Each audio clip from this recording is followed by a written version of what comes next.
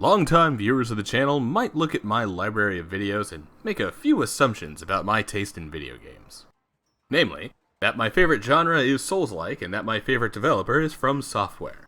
However, while this does make up a lot of the content here at DevBox, these are not my personal favorites of all time. The Souls series, with Bloodborne standing at the top, might be well within my top 5, but the bottom 4 of that list often swap around and shift places on my whim of the day.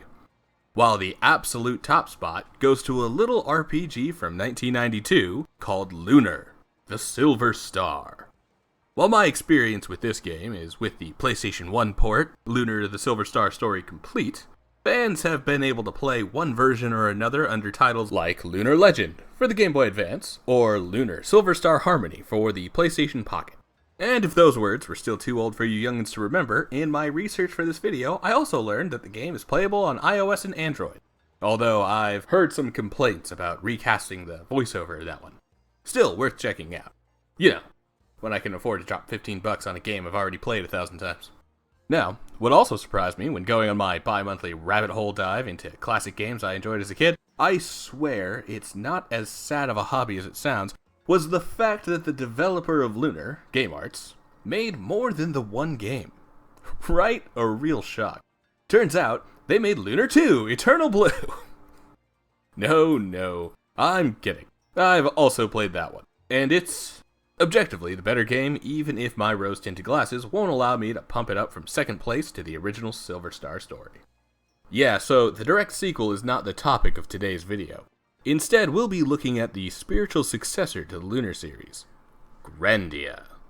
I'm also guessing that most people actually clicking on this video will likely have already played this game at some point in the last 27 years since it released, and are expecting me to be a huge fan of the game and its subsequent series and various releases and re-releases. Well, as much as I love Game Arts, as it turns out for more than just the Lunar series, I'd actually never played any part of the Grandia series until the playthrough for this video. That being said, the legacy that follows Grandia can't be ignored when it comes to talking about this game. In my case specifically, it is going to be impossible for me to talk about this game in any way that doesn't include consistent mention of the Lunar series, specifically Silver Star Story. At times, my critical comments of Grandia will be framed through a comparison between the two games. I really don't want these comparisons to come off as me claiming that Grandia is bad because it is different than its predecessor. As I've made mention in my Final Fantasy VII Remake video, change is not inherently good or bad, but is simply different. For example, it would be disingenuous to claim that the combat in Grandia is bad because of the shift from strictly turn-based inputs to a type of active time battle system, which is different from Lunar. These are two different design philosophies that should be approached on their own individual merits, not compared based on which one I personally prefer. On the other side of that same coin, the FMVs that are commonplace in the version of Lunar I grew up with appear again in Grandia, so comparing how the two games utilize this visual presentation is much more valid, since it is basically the same concept, but with slightly different executions. A lot more on that later, actually. Also, on the note of the comparisons being made, another reason to hold Grandia in the shadow of the Lunar series is the fact that this game is made by much of the same team, including Game Arts co-founders Yoichi and Takeshi Miyagi. Sorry if I'm pronouncing this horribly, my Japanese is so rusty I never fucking learned it. As was the case for the Lunar series, and much of Game Arts' works in fact, Yoichi took the role of producer, while Takeshi shared directorial roles with Toshiaki Hontani. Hontani is also credited as having done the character illustrations for Grandia, and has worked as a key animator on projects like Akira, as well as a couple other Gonzo animations, like Last Exile and Desert Punk. Now, who is Gonzo? Well, not a chicken-loving Muppet, at least not in this case. And this seems like a perfect segue to get into Grandia's presentation. Following in the footsteps of the Lunar remakes for the Sega Saturn and PlayStation consoles before it, Grandia represents its characters with a series of expertly animated 2D sprites. Complete with walking and running animations, these sprites are then set against a 3D environment that makes up the majority of the game world that players will be exploring. However, the segue into the conversation was about Gonzo. So, where do they come in? Well, Gonzo is an animation studio known for, a ton of anime from the 2000s. As mentioned before, this is the studio behind a personal favorite anime of mine, Desert Punk. It hasn't exactly aged well, like the main character is an admitted groomer that the show plays for laughs, but otherwise, it's a brilliantly animated and incredibly horny anime with some stellar gunfights and a compelling desert world. Otherwise, though, Gonzo is also the animation studio behind anime legends like the original Hellsing, Full Metal Panic, and Samurai 7. As for Grandia, Gonzo made a number of animations for the game, with a reported 20,000 frames of animation. That comes out to about 15 minutes of animated scenes, which is about equal to the animated sequences for the first Lunar, which was also made by Gonzo. I should note here that I'm comparing the animated sequences for the complete versions of both Lunar games. Grandia actually heavily outclasses runtime over the original Silver Star, with an extra 5 minutes, and higher quality animations, because the remakes and Grandia came during the short period where GameArts outsourced these cutscenes to Gonzo. Which is to say, my favorite era of gaming ever. So, how are Grandia's animated cutscenes? Well, a bit underwhelming. What you're currently watching is the trailer-type opening that you see when you idle on the start screen for too long. Basically, if the developers consider all of this footage out of context to not be a spoiler, then I'll hope for the same. However, a little context that I can give without getting too spoilery is that almost all of this footage is from various exposition dumps regarding the ancient past of the world of Grandia. Nothing really in the way of character introductions or intense fights. There is exactly one that is my favorite in the entire game, and is bigger and better than anything in Silver Star Story, and on par with a similar scene in Eternal Blue. But that's for much later on when we're going over major story spoilers. Still, that single standout is 2.5 minutes of the entire game, from all 15 minutes of cinematics, across the 40-odd hour playthrough of the game. Almost 60 for me, but I was trying to be thorough. Again, we'll get to that later. To continue the comparisons with Lunar, I know, I'm sorry, the Lunar was better whining stop soon, I swear. I understand exactly how it sounds, but unfortunately the best way to show why the cinematics feel underwhelming come from comparing it to the other game by the same developer that succeeds where this one comes short. Not fails, by the way, but still doesn't hit the heights of these comparative titles. Anyway, to continue these comparisons, Silver Star Story's 15 minutes of animation is mostly character introductions, with also only 1 or 2 standout moments of any actual consequence, mostly involving the grindery. In fact, basically everything but the grindery is only character introductions. Still, I like these animated intros to each character because it quickly establishes their voice, personality, and full-body visuals that won't otherwise be shown through the sprites. Grandia has plenty of well-written, lovable characters, each of which deserves a similar introduction, but not a single one gets it. I would honestly give up some other scenes we do get in exchange for an animated intro for Justin, Gadwin, or Milda. Then there's the frequency of these cinematics across the game. While there's roughly 15 minutes of animation across each game, that comes as a severe lack of animated sequences in Grandia, because these are 15 minutes spread over 40-ish hours of gameplay, against 15 minutes over 20-ish hours in Silver Star Story Complete. For contrast, Eternal Blue comes closer to the 40-hour mark, and the animated cutscenes are about 45 minutes of that. In that case, for Lunar, the double-length game got 3 times the cutscenes. On top of all of that, few of the animated cinematics before the final few hours of the game are of much interest. So even without the comparisons, I would consider this part underwhelming, and it would already be a point of critique. However, I will admit that my comparison to Lunar is skewing my perception of Grandia much more negatively than had I treated the game as if it existed in a vacuum. Like, I would still find some of these cinematics to be lacking on their own, but they are made worse by being compared to the previous games from the same developer. So it's not entirely fair to constantly compare the two and point out negatives for Grandia as if Lunar doesn't have its own faults, but those comparisons still help to explain why I find myself disappointed in this part of the presentation of the game. However, moving on to more positive topics, let's talk about the other 90% of the game that isn't animated cutscenes. As I had already started to mention, most of the game takes the form of 2D sprites overlaid onto 3D environments with an angled isometric perspective. This marks a pretty substantial change in development from Lunar to Grandia. While the Silver Star Story and Eternal Blue remakes were enhanced when moving over from the Sega CD to the much more powerful Sega Saturn, Grandia was made from very early on with the newer console in mind. Of course, that's not to say that the game was always meant for this console, but by the time development was gaining steam, Game Arts had decided to completely shift focus towards the more modern console, citing Sega's own lack of continued support for the Genesis and Mega CD add-on as a primary reason for this transition in development. The result is sometimes a little wonky, but overall, it adds a layer of depth to the area design of Grandia that I can otherwise appreciate.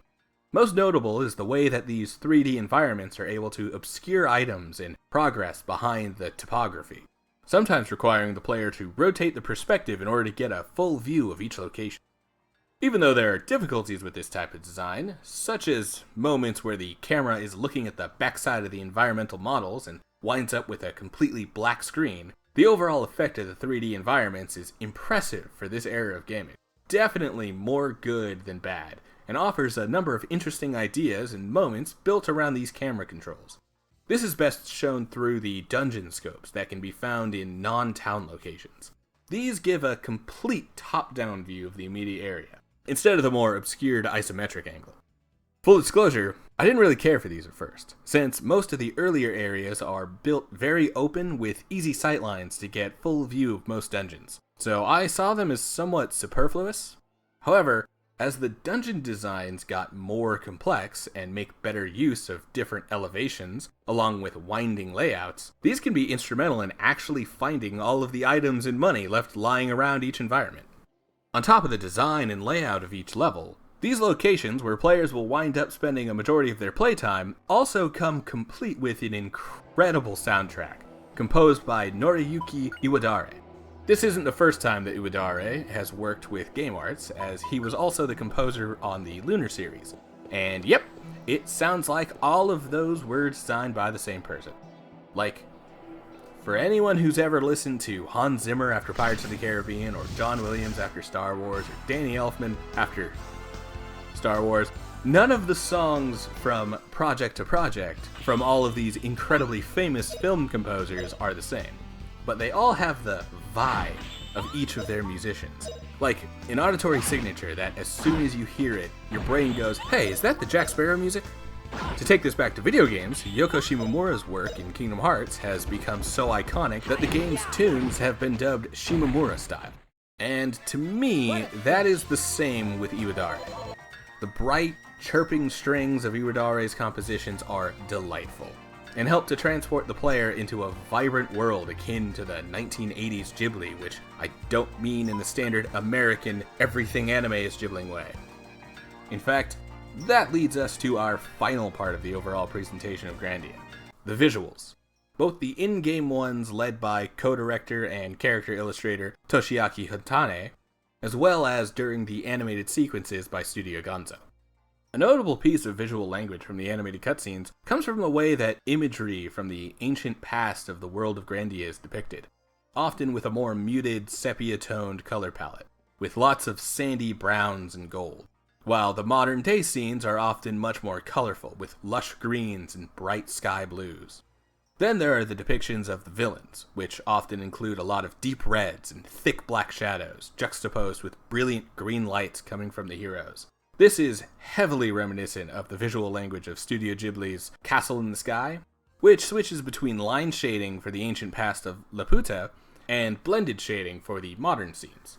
Many locations and pieces of technology almost feel lifted directly out of the best Studio Ghibli works, most specifically Castle in the Sky and Nausicaa Valley of the Wind.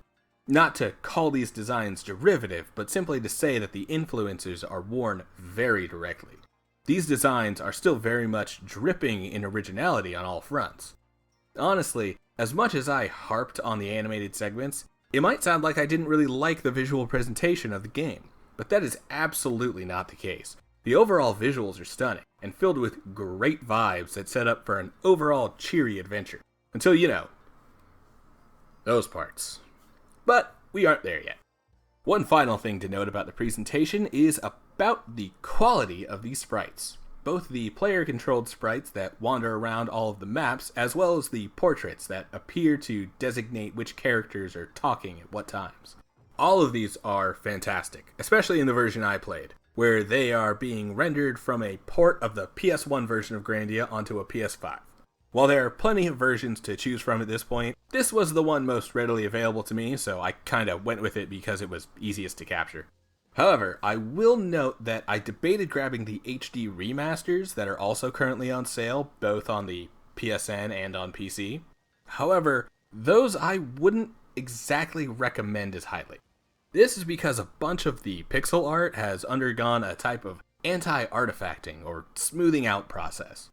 It removes the sort of staircase choppiness of the pixels and gives everything cleaner, smoother lines. However, the HD remaster doesn't appear to have been tended to with much care, at least for the first Grandia, since this type of smoothing, likely using an AI upscaler, tends to transform what was previously masterfully done pixel art into what almost appears to be amateur fan art. My old PS3, one of the ones that was backwards compatible with PS1 and 2 titles, had this type of auto smoother built directly into the software for upscaling older titles, and it looked pretty bad. Ironically, the game I noticed this on back then was Lunar Silver Star Story Complete. Funny how things tend to come full circle. The point is, that is why my footage is going to look the way it does, even if some of you who have played the games more recently might recognize the HD graphics. Also, there's some upscaled ROM hacks for the original Sega Saturn floating around out there, and while I can't condone piracy, some of the footage that people have captured and uploaded looks absolutely fantastic. I honestly wish I could legally purchase those versions of both the Grandia and Lunar series, and play those on my PC all day. I might never play anything else again. Alright, so I'm honestly surprised I had so much to say about the presentation. Some good, some bad, but it's now time to start talking about the combat. Considering that this is the bulk of the Grandia experience, it's worth giving a thorough deep dive into how the combat works. So, combat in Grandia works with a sort of active system where timing is important to battle. If only there was a legally distinct term for that type of RPG system, like an active time battle something? Not sure. At least, I'm not sure if I should call it that, lest Papa Squeenix bring the lawsuit hammer down on poor Game Arts. But yes, it's an ATB system. Not too dissimilar from the ones from the early Final Fantasy series. Although instead of having individual bars for each character, there's a single time bar at the bottom of the screen with player characters and enemies running along it like a racetrack to do their attacks. Some examples of this from more modern titles would be Ubisoft's Child of Light or Airship Syndicate's Ruined King. I definitely give the relation more to Child of Light though, as it utilizes the racetrack in a very similar way to Grandia, including but not limited to using the speed of character icons to display character speed, charge times for attacks, and indicate opportunities to counter enemies. Of course, this all still leaves the best widespread comp title to Grandia's combat as a 10-year-old game. Something that might be worth a retrospective of its own. So let's get back to our topic of the day. As I've already mentioned, the timeline of attacks are dictated by the racetrack at the bottom of the screen, but isn't a simple order of attack. The track, which the game calls the IP gauge, is divided into two sections with 2 points of input along it. The first is the command point. This one, about a quarter of the way to the very end of the track. When a character icon arrives here, this is the moment that commands are chosen. In the case of the player, this is when we are able to choose which action this character is going to try to do once it gets to the second major point. For enemies, this threshold marks the moment that the choice of attack is locked in, while also opening up an opportunity depending on the actions chosen by the player. There are 6 commands that the player can choose from for each character as they reach the command point. Combo, critical, moves/magic, items, defend, and escape. Two others are more tactical, look and tactics. Combo is the basic attack, usually taking the form of two separate hits, which can split between enemies if the target of the first strike dies before the second begins. The critical is a single, more powerful attack, but usually doesn't do as much overall damage as combo. However, it has a secondary ability to stun enemies and even cancel their own attacks if it catches them after the command has been locked in and before the action has begun. Many skills and spells have the same secondary effect, including ones that enemies can use, with many of the strongest bosses having the cancel attached to most of their attacks, especially their unique commands. Moves/magic is pretty obvious. It holds the moves, what we more commonly refer to as skills in most modern RPGs, and magic, usually either multi-target attacks or extremely powerful single-target attacks, or their buffs and heals. Items allow players to pull from a character's individual stock and use an item that has a battlefield use. Generally health and bombs, as well as a fantastic item called a Bond of Trust, that essentially sacrifices one character's turn to speed up another's, and I basically never used it. Defend gives a choice to either endure future attacks and take heavily reduced damage, or evade to other locations across the arena and hopefully avoid area of effect attacks. Escape attempts to end the battle early and leave without having to fight. Finally, Look simply lets players check enemy stats and what they're planning to do with their next command, and Tactics is essentially a way to hand over combat to the AI and let the game play itself. Mobile game autoplay more than a decade before the first smartphone would even exist. These are all of the choices that players are given once a character hits the command point, and the second point of interest is the act point, where the character actually takes the action selected. It's at this point that characters will move across the battlefield and execute the animations ascribed to their specific commands and deal or heal damage, apply a buff or debuff, or even turtle up or run out of immediate danger. Additionally, it is in the time between the command point and act point that players and enemies have the opportunity to cancel opposing actions. And this is where I'm going to be getting negatively critical again.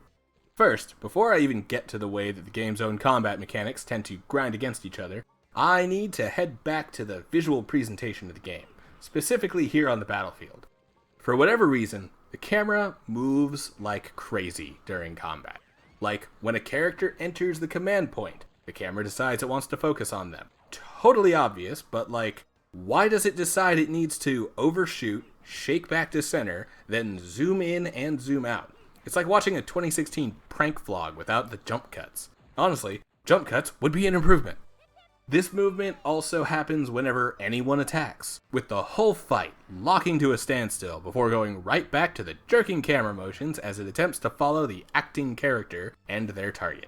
Now, I say try because sometimes it doesn't exactly come together. Now, the visuals aren't the only problem with the combat. Next, let's look back at those cancels and the critical attacks. The concept is interesting and adds a new layer to tactical decisions made in combat, especially when already having to consider player and enemy positioning on the battlefield. As while everyone waits their turn to attack, they do still have to move in a physical space in order to be able to strike out at each other. However, the issue that comes with critical attacks is in the narrow window of opportunity available to properly cancel an enemy. So, the combo and critical don't have to move down the last part of the IP gauge to reach the act point, and will instead immediately push the character into action. While this seems like it'll make canceling enemy attacks easy, the problem comes from the need to move and execute the attacking animation. See, if the attack a player is trying to cancel is one of the ones that stops the area dead in its tracks, then characters have a hard time limit before they will be stopped, even if they are most of the way through their own animation when the timer runs out. And this isn't even focusing on the fact that sometimes the AI pathfinding will straight up fail to find a way to reach the enemy that is right in front of them, elongating the time before an attack finally happens. All of this tightens the timing for when a critical attack will even manage to work. And there's very little that the player can actually do to make sure that character commands will line up well enough with enemies to manage to get a proper cancel off. It's not entirely useless though, since sometimes a critical attack can alter which attack is coming if it activates too early, which means that while it might not always be able to completely stop an attack, it can still save the player from taking a boss's strongest attack multiple times in a row. Swapping the lightning attack from a later boss called the Gaia Battler is the best example I have capture for, and it was a real lifesaver when doing this fight. Again, it's a fine concept that occasionally works and adds an impressive layer to tactical decisions in ways that can completely alter how some fights are approached, but the exact execution falls short often enough to feel useless in some cases and unbalanced heavily out of the player's favor in others. For the final criticism, we've got the grind. Like, it's an RPG, and a 90s one at that, so grind is generally expected. Still, the grind here is pretty abysmal. Not the regular level grind, mind. That's pretty well managed. As long as we're engaging with enemies and not running away from every encounter, we make it through without ever feeling like we're falling behind at boss fights or getting creamed by trash mobs. Well, not until the secret dungeons, but more on those later.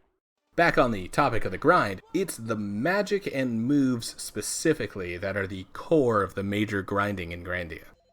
The player characters have a number of skills at their disposal split between each of their possible weapons they can use, and 4 magic elements.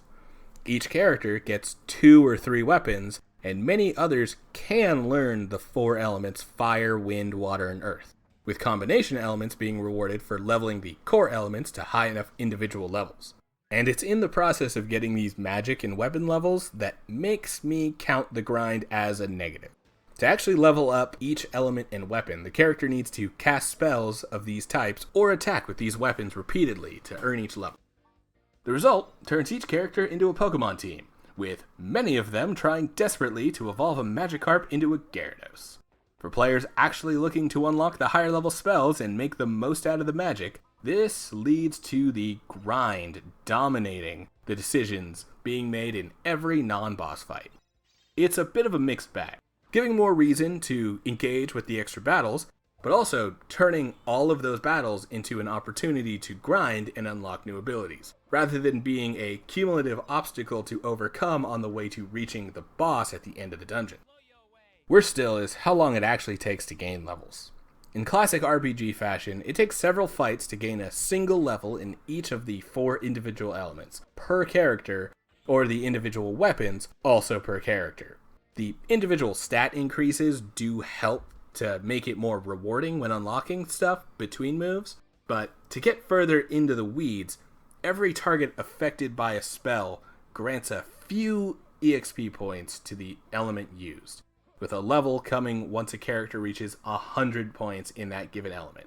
At the best, an AoE or full field attack can hit a bunch of enemies at once for up to 40 experience with a single attack, but the average was much closer to 15 or 20. There's certainly some meta level grinding spots that I could see the potential of, but never bothered to stick around at. But for an unguided and casual playthrough, it's a slog. By the end of my 50-hour playthrough, my highest element or skill was in the 30s, and that was after a concerted effort to level as many of these as I could. In part because powerful magics, higher stats, and extra MP was locked behind grinding this stuff. However, they can each reach 99, and there is even a reward for actually hitting that with some elements. Also, while the grind isn't necessary for beating the game, it does make it a lot easier, and I honestly don't know if I'd have gotten through the end without the grind. So it's a little bit of me optimizing the fun out of individual encounters, and a little bit of the game fully incentivizing me to do exactly that if I wanted to see the credits. Alright, with all of that out of the way, you might be assuming that I don't like the combat, but no, I actually find it pretty fun. There's an escalating feeling of tension along multiple areas, especially in the boss fights, which range from hilariously easy to brutally punishing. And as the game continues and different characters join the party with access to new weapons, magic, and moves, extra layers continue to get piled onto the combat, with new status effects to consider, new items being made available at shops, and additional buffs and debuffs for the player characters and enemies to cast on each other. Also, I love RPGs that make player positioning matter. It's one of the aspects of Lunar's combat that I love so much. And if I'm going to keep comparing these two games, then I have to admit that Grandia's combat is a great evolution of its predecessor's system with a more active style to it. Is it a perfect evolution? No, not really. As I mentioned before, the timing, which is mostly out of the player's hands, can be punishing and catch characters right at the end of their animations, which feels unfair. However, some tactical strategy, combined with learning how each individual enemy works, keeps the deficits of the system from hurting it enough for me to completely dislike it. On the combat alone, I'm already giving this a positive review, and would suggest it to retro RPG fans. Of course, this is an old school RPG, which means there's one more major topic of discussion, and yeah, I imagine this next section is going to be the real meat of the video. So, before we get into the spoiler territory, let's give a quick rundown of what the story is all about. Grandia is a bright and happy story about the spirit of adventure, discovery, and the world-saving power of a kind heart. Now, looking at the rest of this channel, with such a heavy focus on From Software and their grim dark stories and worlds, that description might sound out of my wheelhouse. And no, I fucking love this bright and shiny story. Characters are fun and lively, the stakes quickly escalate, the arcs of the main romantic duo are meaningful and fun, it's light, bright, and wonderful. Like, I'm a fan of dark, I like gut punches, and not everything needs a happy ending for me to enjoy it. But hot damn, is it nice to go back to some good old 90s kid-friendly spirit of adventure stuff. Okay, so the story is happy and bright, but what's it about? Well, it's essentially a series of pulp child star adventure stories, all tied together by the extended quest by the protagonists, Justin and Fina, as they try to find the hidden mysteries of an ancient civilization. Now, I've heard in the past some fans have tossed around classic anime like Nadia, The Secret of Blue Water, as a possible inspiration for Grandia's story, but I can't really speak on it specifically since I haven't seen it. After researching this game, though, it's on the watch list if anyone considers it to be anything like Grandia. Let the fact that, like Grandia, is enough reason for me to be interested in a completely different anime, by the way, in case you're curious how much I liked it already. Anyway, while I can't confirm the Nadia inspiration myself, I would absolutely compare Grandia to a combination of two classic Studio Ghibli films, Castle in the Sky and Nausicaa of the Valley of the Wind. I've already mentioned them before. In fact, I decided to include watching these as part of my research for this video. Actually a first watch for me on both of these movies, and yeah, they're dope. And also, yeah, I would absolutely believe that these were the main inspiration for Grandia's story. So, as mentioned before, the story follows two main protagonists, Justin and Fina, as they adventure across the world, which is called Earth, but this is absolutely not our Earth. Starting in the continent of Messina, Justin is a fledgling adventurer living in Parm, and dreams of one day leaving his hometown and discovering the mysteries of the ancient Angelou people and the mystical Icarians that had previously stretched across the entire Earth. This leads Justin to head out towards the new continent of Valencia, where he would meet Fina and set out for an ancient city called Ellen, that he assumes must be on the other side of the end of the world. What follow leads to Justin and Fina meeting new friends, fighting a Nazi army, and eventually learning the secrets of the ancient civilization of the Angelonian people and their connections to the spirits. The cast isn't limited to Justin and Fina, by the way. Between the player-controlled party, ensemble of villains, and extended cast of side characters, Grandia is absolutely stuffed to the gills with stellar folks that are fun to engage with and get to know throughout the adventure. My personal favorites include Milda and the anthropomorphic rabbit people known as the Moge. And not only because they're sexy. I mean, she's sexy. Milda, the human one, with the elf ears. I mean, I'm not furry or anything, into the rabbit people. I wouldn't get lost in that rabbit man's eyes and smile.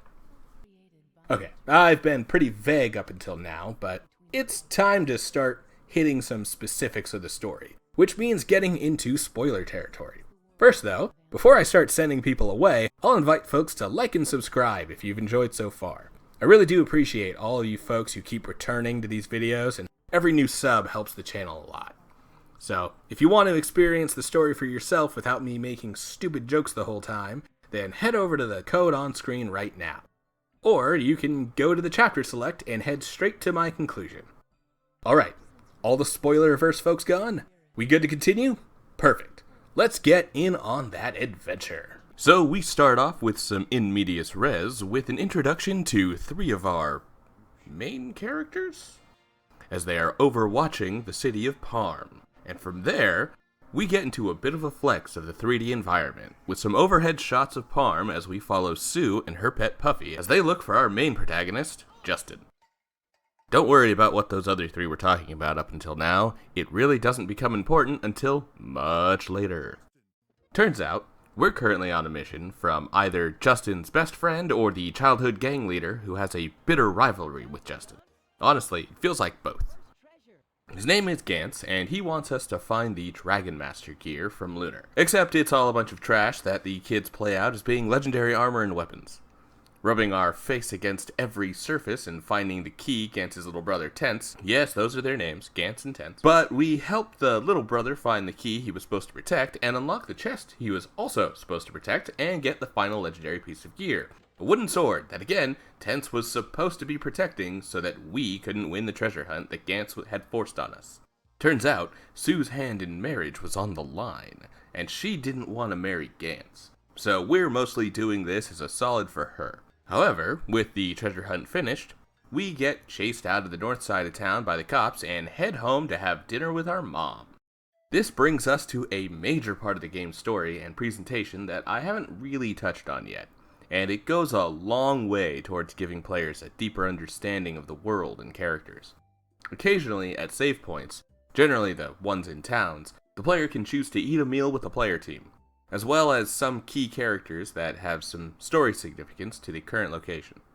In the case of this first one, Justin gets the chance to talk to Sue and his mother Lily, where we find out that Justin's dad was once an adventurer, and in fact, Justin comes from an entire generation of adventurers. And Lily was a pirate queen before meeting his father and falling in love when he refused to back down while she was sacking his ship. That's the type of backstory I'm talking about. These are basically campfire stories, tales of old adventures told while the main cast goes on their own adventures. Other times, these conversations give us a glimpse of areas we haven't been to yet. It's a great natural way to exposition dump some world building and characterization on the player in a way that feels more like a reward for showing interest in the party, rather than a lazy way to get information out that wouldn't otherwise fit somewhere else. Anyway, back to the plot. Justin visits the local museum curator, a kindly man with no name, and gets an invitation to go start excavating an ancient ruin. A great place to send a 14-year-old.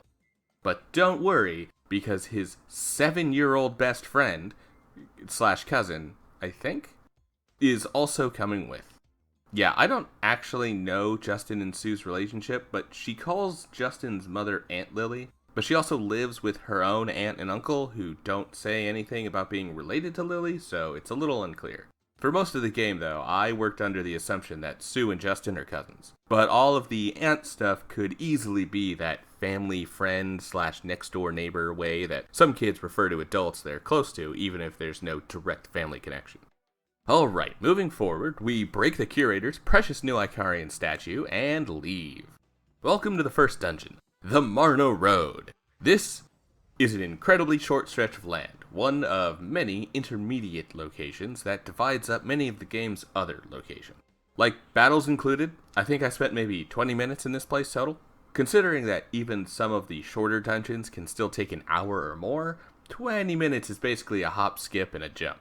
So I'll be skipping over a lot of these smaller areas from here on, like this. So, here we are in the Salt Ruins. This is the place that the curator sent us, with a written invitation that these 3 nice ladies are ripping up and then throwing away. Those cunts! Gatekeep the ruins, will you? Well, we don't need approval, or guides, or the army to not think of us as enemy operatives. We'll go in ourselves, through the dungeon, past the sliding room puzzle, and then into the holoprojector room. Wait, holoprojector what? Well, looks like we found our inciting incident. So, as it turns out, Justin has had a spirit stone on his person this whole time. A gift from his late father. Not like late like he's on his way, he didn't forget to pick up Justin from soccer practice or something. He's dead. But a gift from his late father, the Spirit Stone is a mysterious artifact of the Angelonian civilization, and appears to have been the key to awakening the Salt Ruins so that Justin could receive a message from this strange woman named Liette.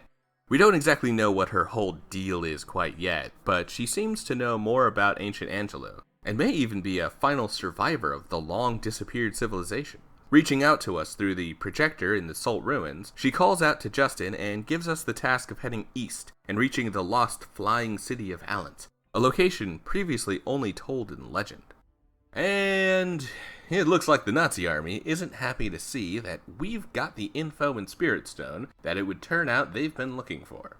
Say hello to Colonel Mullen, who some of his subordinates will often refer to as Air Mullen, in case you needed more proof than their uniforms that these guys are supposed to be a stand-in for Nazi soldiers. They're actually called the Garlisle Forces, and were how the game opened before we started playing as Justin. But that part is kinda odd, and is mostly there to set up that Mullen is the son of the Nazi general, Ball, and that his aide-de-camp is Lieutenant Lean. Well, they'll be important down the line. For now, Mullen tries to stop Justin from leaving the ruins with the Spirit Stone by any means necessary, and Lean tries to stop Mullen from murdering a child with her light suggestions. Yep, we've got our bad guys for the adventure. You know, in case the Nazi uniforms didn't give that away already. Although, I don't know. I feel like I might be getting future villains turned hero vibes from these two. We'll see. So naturally, we escape easily, and have to fight a giant stone guardian bird that's sitting out front. But one extremely easy boss fight later, and we're already heading back to Parm, seemingly with no worry that this military force knows our names and wants to capture us. And Justin immediately comes to the conclusion that he wants to go on a boat and travel to the new continent. Which, in order to do that, he needs to find a man named Java and get an adventuring pass so he can get on with his journey. Does it make a lot of sense? No. Does it give us a chance to meet a new fantastical character? Yes. Meet Java, a retired adventurer, who we'll later learn is actually the best adventurer in the world. However, in order to get his pass from him, he wants us to go pad the runtime. I mean, go on a fetch fight another boss. See? Engage with that combat. So we head into the Lek mines and kill the Orc King. Why? Because the old man told us to, that's why. Also, the Orc King is kind of a dick, so we're clearly justified to kill this dude. Anyway, Java gives us some good advice about the spirit of adventure, and some terrible advice about how to be an adventurer, we need to go it alone and leave our friends and family behind.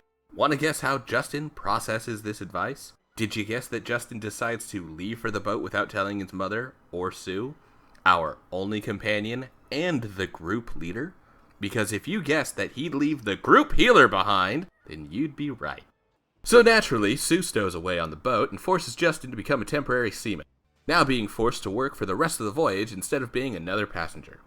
Of course, this does seem to lead to at least one positive, which is to say, being a worker on the boat gives Justin an in to meet the best member of the Adventurers Guild, a plucky young woman named Fina. This is a good time to mention these characters' ages, by the way, which as far as I can find are mostly speculation. But there are some ages that the fandom wiki seems pretty confident in, and these appear to come from the Japanese manual for the Sega Saturn version. Although I couldn't find any direct translations of that manual, so maybe take the exact ages with a grain of salt. According to this, it places Justin at 14, Sue at 8, and Fina at 15. Additionally, for our villains, we've got 15 for Lean as well, 23 for Mullen, and 16 for the trio of sergeants that tore up our invitation into the Salt Ruins, Mio, Nana, and Saki. Ball isn't as important here, but he's roughly 48. Still, keep the 8, 14, and 15 ages in mind for now, because this ship isn't going to stay a pleasure cruise for long. Not when the obligatory RPG ghost ship encounter shows up and stops our boat dead in the water. Don't worry, the siren/mermaid encounter is coming up, but not on this voyage. As for the ghost ship, turns out all of the adult men ship workers don't want to bother with it, and are far too scared to go deal with it. So instead, the teenagers offer to take on the deadly ghost ship themselves, and the adults waste absolutely no time to send an 8-year-old to fight the tortured souls of damned sailors. Anyway, so we murder our way through these tortured souls and reach the first boss that actually gives me any real trouble, the King Squid. I'm going to go ahead and congratulate Grandia at this point, actually. Lots of RPGs take a much longer time to start throwing players into the deep end. So it's pretty cool to see the third boss already be a real challenge, and not simply as a result of me still struggling with the cancel system. It's a fun challenge even when the systems all work perfectly. Bravo! I mean, there's another lunar comparison to make here, but that's neither here nor there. What is here is a dead Kraken that took 2 tries to kill to make sure that none of my own characters were dead by the time the boss was. Oh, and we let the souls of the dead sailors finally rest in peace when their ship is able to sink into its watery grave. With the ghost ship taken care of, the gang finally makes it to New Parm, the first city on the new continent of Valencia, and we're directed to join the Adventurers Society officially so that we won't need to continue using Java's old pass to go on adventures to otherwise off-limit areas. Fina wishes us luck and heads off, shifting her gaze and avoiding talking about the society itself whenever pressed. Something's off, huh? Well, we do finally show up at the Adventurers Society offices and meet the new president. And fortunately, we've got a letter of introduction from Justin's mom. You remember ex-pirate queen Lily the Skull? Yeah, turns out she knew the president of the Adventurers Society, either at some point in her own storied history or in connection to Justin's father and the long line of adventurers among the men in his family. However, it would seem that the old president isn't around anymore. And now his son Pakon has taken over. And Pakon is not exactly willing to help, and certainly doesn't want us heading off to the next set of ruins on our quest towards Alent. Like the last letter of introduction we presented to someone with authority, Pakon rips up Lily's letter and we're shown the fucking door. Bummer! Alright, let's head on over to meet up with Fina. She lives nearby. Another hop, skip, and a jump away, and here we are at Fina's home on the outskirts of New Parm. Weird that she doesn't seem to want to live in the town attached to the society she supposedly works for. Weirder now that it seems like Pakon has arrived as well. Weirdest that he brought a bodyguard to... Oh! He's stealing the teenager to make her his bride. Yeah, that's not going to fly. So we're going to have to head through the underground tunnels under the church in New Parm in order to break in during the ceremony and stop this horrific situation that Fina has found herself in. All we gotta do is beat up the bodyguard that caught us with the sucker punch last time. He doesn't stand a chance now. With Fina now free from the marriage that was nearly forced on her, we reconvene at her house and rally to go to the next set of ruins without the approval of the Adventurers Society. Justin gives a speech about the spirit of adventure and how depending on the approval from the society defeats the whole purpose of having the determination to discover new lands and unravel the mysteries of the world that is the core of the adventurer's spirit. Emboldened by this speech, we head off to the Dom ruins. I'm more of a sub-ruiner myself, but I'm not against giving someone else a chance to top for once. Anyway, in the Dom ruins, we find one of Jupiter's moons.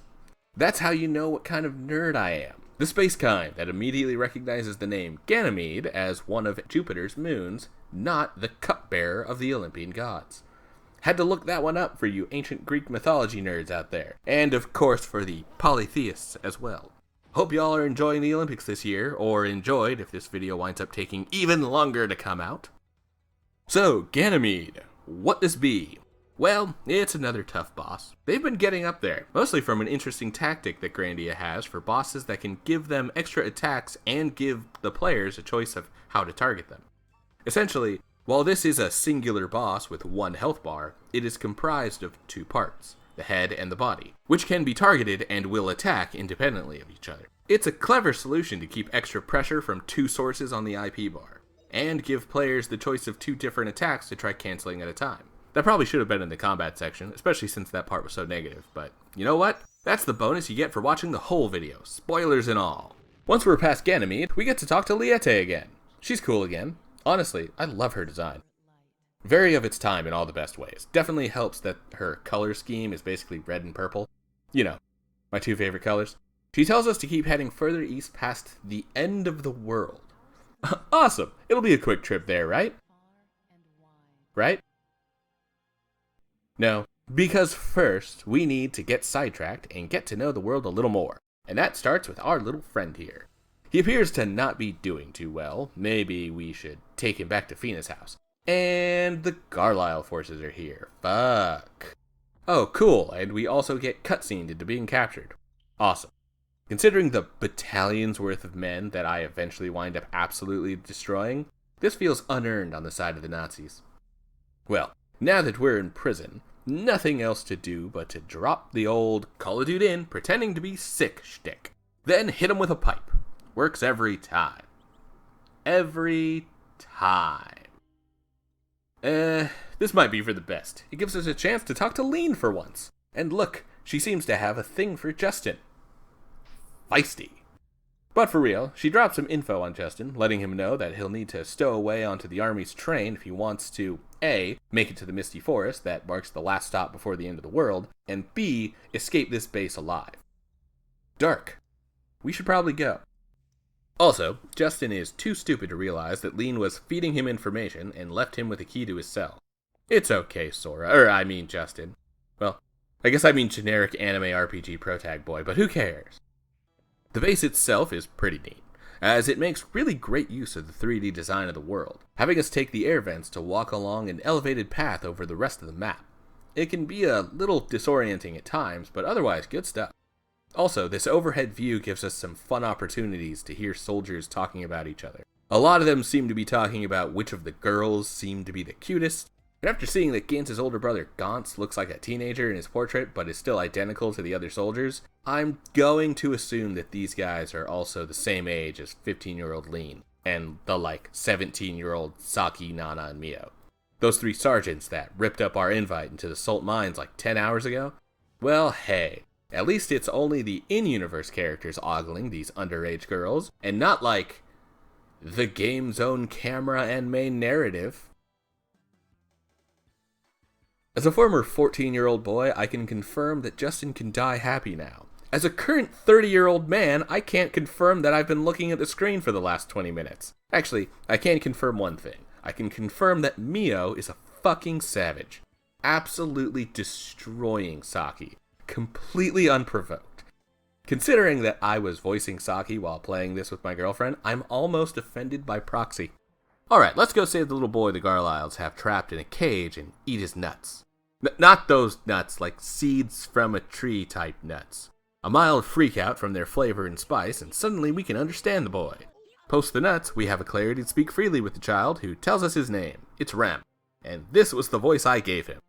Whoa, I'm sorry, but I'm no nincompoop. My name is Rem. Honestly, that might have made us love him as a character even more. That and this fucking portrait right here. This is the knows more than you expect from his age face. Absolutely love it. Anyway, once we fight the 3 sergeants individually, we manage to make our way out of here. One more thing of note in this base is that Mullen was able to talk to Rem before we could, which is kind of weird. It'll come up again later. I don't know how much I talk about it, but it comes up in the story later.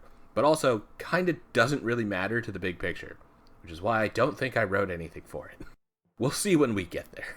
Still, keep that in the back of your mind while we steal a train from an army. These guys really aren't that threatening if 3 kids and their pet Puffy are able to constantly beat up their soldiers and give them the slip. Well, we get away from them for a while, until they send planes to chase us down. Sure would be too bad if we trapped the 3 sergeants on the engine car with no brakes while we split off from them and head into the Misty Forest on our own. Finally, in the Misty Forest, we find ourselves having difficulty progressing forward, until Rem throws out another nut that disperses some of the mist. Cool. Which leads us to Rem's home in Luck Village. Also cool. And they're too xenophobic to even let us eat here without heading up a mountain to commune with a magic stone. Not cool. Much less cool. So, we go to the Vision Quest, where we're literally told it's fine if we pretend to drink from the magic chalice in front of the magic stone. Hey, doesn't that big stone look familiar? Oh hey, it's a spirit stone. Boy, good thing the Garlyle forces didn't find us here. They're super into stealing spirit stones, to the point that Mullen was even willing to kill Justin earlier. If we take that initial encounter at face value at least.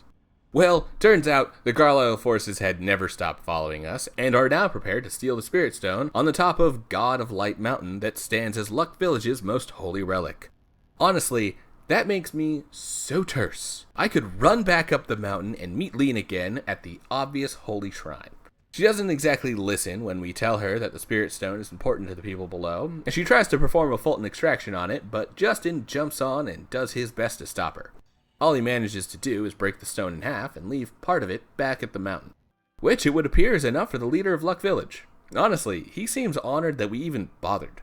So he gives us some more mist-clearing nuts, a powerful and important artifact for the people of Luck, supposedly given to them from ancient Angelonians after they built the end of the world and disconnected this side of the world from the other.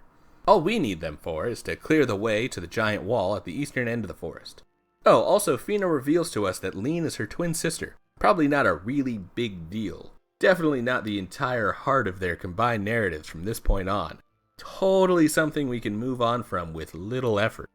Alright, the end of the world. We've heard a lot of guff about it up until now, and once we get here, the place is, well, it's a big wall. I wouldn't really call it underwhelming, since it's exactly what it appears to be. It's a giant wall. Also, we find a ton of the giant stone bird type bosses as regular enemies here. You know, to show how far we've come and how serious this place is. Also, this is a huge dungeon. One of the longest so far, with some tough encounters, and it's also one of the first chances to farm most types of magic all at once. So, 4 stars. Pretty good, but visually it's kind of linear and a bit samey until the top. Although, I wouldn't be surprised if every new elevation looking like the last one was intentional to make the climb feel insurmountable. Arriving at the top, though, we realize that we didn't bring a rope. But hey, look at those drones. They've got a nice way for us to go down. Starting with Sue. Sue? Sue? Oh, cool, and Justin and Fina are getting grabbed too. And they dropped us. Okay, game over, we died. Alright, let's try this again. Oh, never mind. We found one of those uber leaves. The kind that can not only withstand having people fall on top of it, but also slow our descent well enough that the fall doesn't kill us. I mean, not that Justin can die to a fall. He fell out of the sky and back onto a mountain earlier, so I think we can assume that fall damage simply isn't a thing for the world of Grandia. Anyway, we didn't find Sue when we woke up, so we need to head out and search for her. Oh, would you look at that, if it isn't Puffy. He sure seems concerned as he flaps around that pot of soup, boiling away in the middle of the forest we landed in. Next to an ogre? Have at thee, beast! Dragon King Slayer!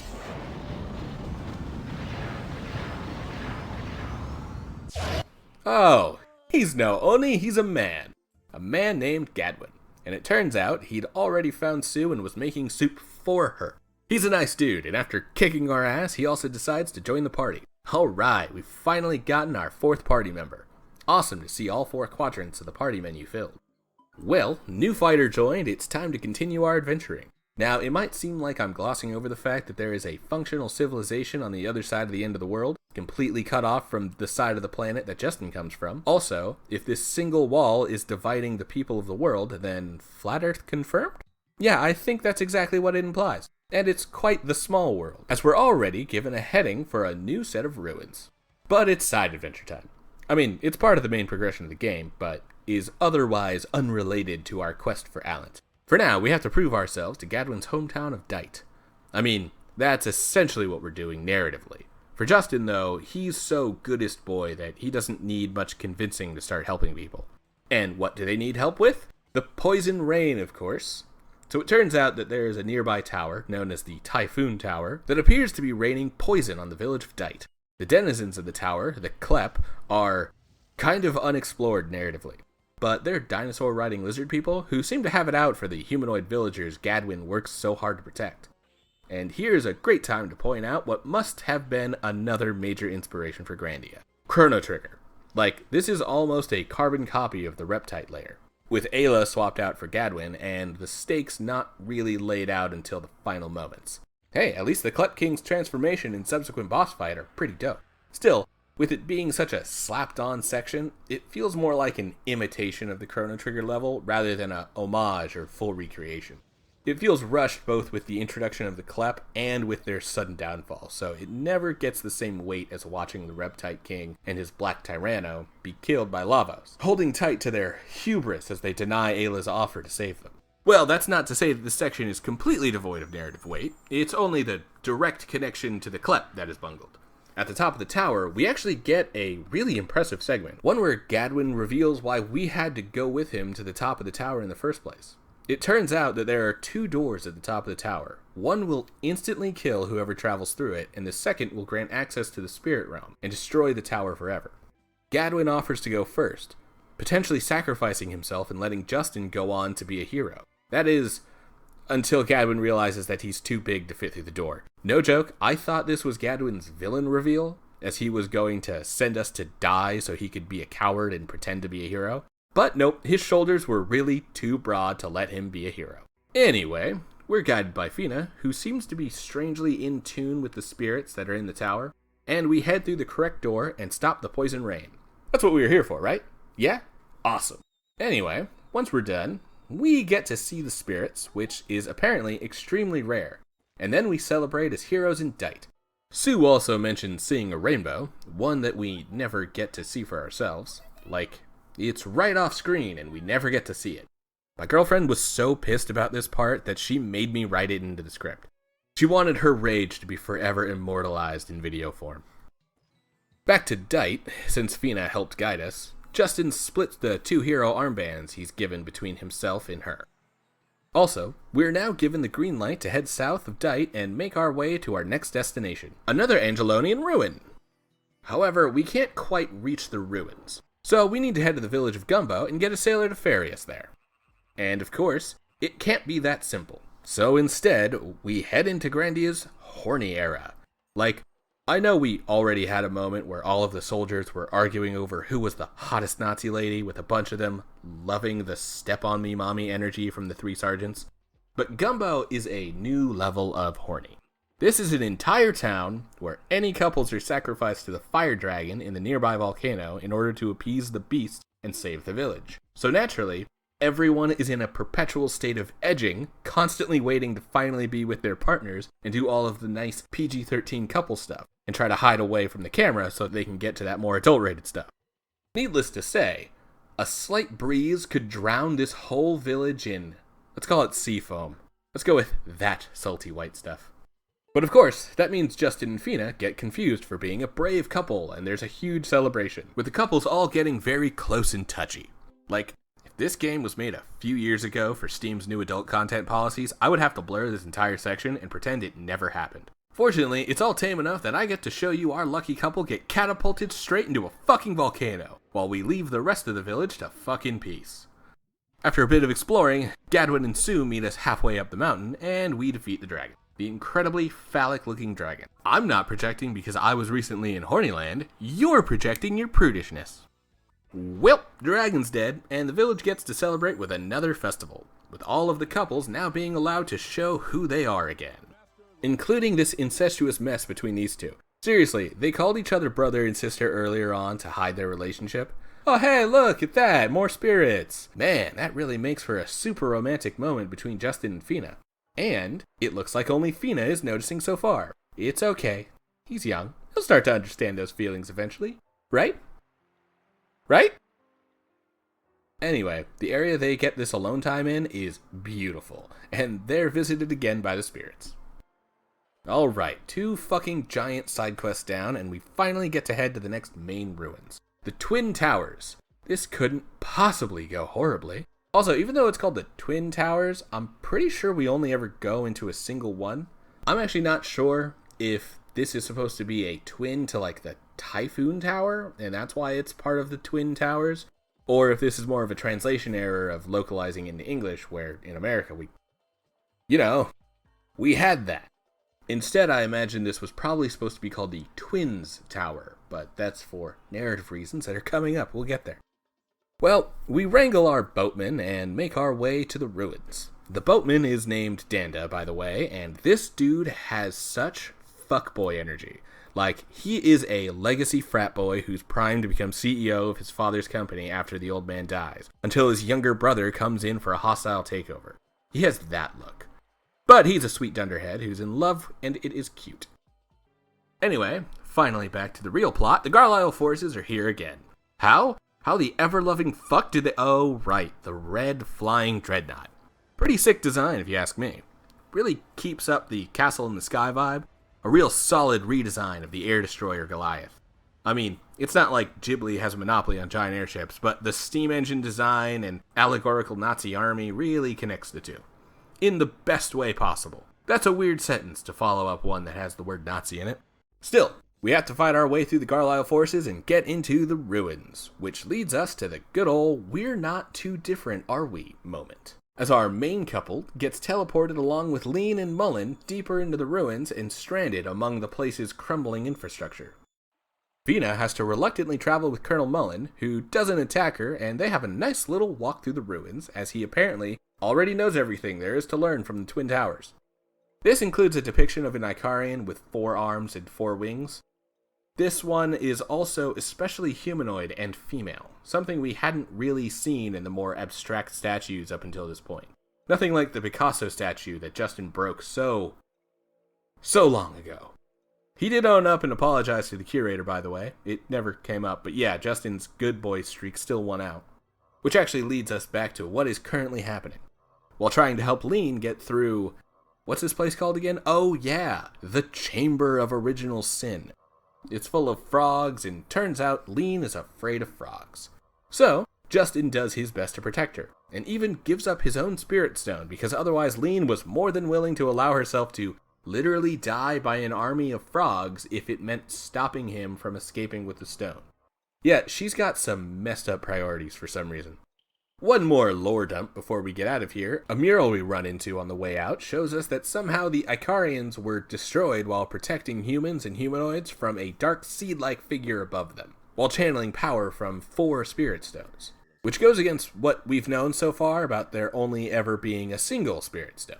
After this, we meet up with our friends, everyone gains a new positive outlook on our enemies and vice versa, and Lean even gives the spirit stone back to Justin, claiming to have a change of heart about being so eager to die to retrieve it. The Garlisle forces will still be coming for it, but she hopes to get Justin's stone more honorably in the future. Good luck with that honor stuff. Might be tough for the Nazis. Can't stress that enough. Really can't stress who the bad guys here are based on enough, because it frames all of their decisions, and the fact that Lean and Mullen won't stop talking about how they want to create a better world. These words are specific and will be important in a minute. Oh, and we talked to Liette again, and she gives us the Medal of Wisdom. Well, with that growth, understanding of the enemies, and new lore of the Icarians, it's time to head back to Gumbo and continue the quest eastward towards Alent, which we should finally be able to reach now that we have the Medal of Wisdom. Yeah, kind of funny that we went there on the direction from Gadwin based entirely on no information, and managed to come away with an incredibly important item from the tower.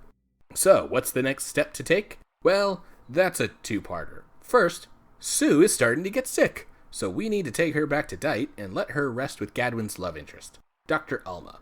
Oh, had I not mentioned the relationship between Gadwin and this woman? I mean, he hasn't mentioned her since we met her, so why should I? Seriously, Gadwin, get on that shit. That woman wants those broad shoulders. I promise, that is a hallway you'll have no problem entering. Damn. Grandia's horny is starting to affect me. Quickly, let's get out of here. To the next continent, across the sea to the east, where Alent should be. How will we get there? Why, through the magic fucking Vanishing Hill, of course. A mysterious structure from ancient Angelo that is said to be able to transport anyone anywhere in the world they can think of. Sue is still sick, so we need to go collect the stone that will activate the Vanishing Hill without her.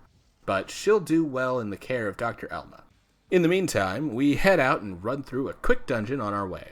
Like, this one is seriously very quick, which is fine since I don't want to go around getting too much experience without Sue. Although, we are pitted against a few bosses without her. Many bosses, really. But holy shit are these things designed and named awesomely. Massacre Machines. Sounds like a schlocky 80s horror movie. Love it. No notes. Alright, we've got our teleport stone, and we're ready to head off towards the eastern continent, which is cool, since the only other way there is to sail across the dangerous Sea of Mermaids. So, how's Sue?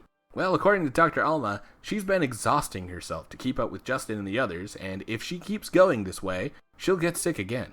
Turns out, taking an 8-year-old on a disc-trotting adventure across the world isn't exactly the best idea. So, we now need to use our one-time only teleportation stone to send Sue back to Parm. Which, of course, Justin does with almost no resistance. I mean, he doesn't want Sue to have to stop adventuring with the rest of the group, but once she decides to go back for herself, Justin's goodest boy nature completely takes over, and he gives up the one-time use teleportation to let Sue go back to Parm, and then heads off in Gadwin's boat to travel across the dangerous Sea of Mermaids. Cool. Well, at least Gadwin is willing to travel with us still. Et tu, Gadwin? It's 2. Okay, I'll take the kick-ass boss fight against him. And having Justin overcome the dude that had bodied him like 10 hours of gameplay ago, sad to see him go, but a great showcase of growth for our characters. And Gadwin goes ahead and gives us his totally awesome Dragon Cut attack that will be wiping enemy mobs from here on out. Well, with that, it's time for us to take Gadwin's boat and finally head into Grandia's second disc. Yeah, in case you're wondering why I've been skipping through the story so quickly, we've been talking straight story for like an hour, and we've finally arrived to the halfway point. So yeah, at this point, it's either the lightning rounding we've been doing, or we'll be here for like 10 hours. Speaking of our next few hours, let's get on to the next dungeon. So we've hit the halfway point, and our party is down to 2. How have these characters gone so far? Well, Justin is still an adventurer at heart, his entire soul drawing him to continue seeking out Allant. Although he has evolved from merely being confident and constantly failing upwards. He's grown a competence that Fina seems to be responding positively to. Fina, though, she's awesome from start to finish. Her major arc is also coming up with the connection between her and her sister. And then, of course, this topic of discussion on the boat at the end of Disc 1. Do you love me?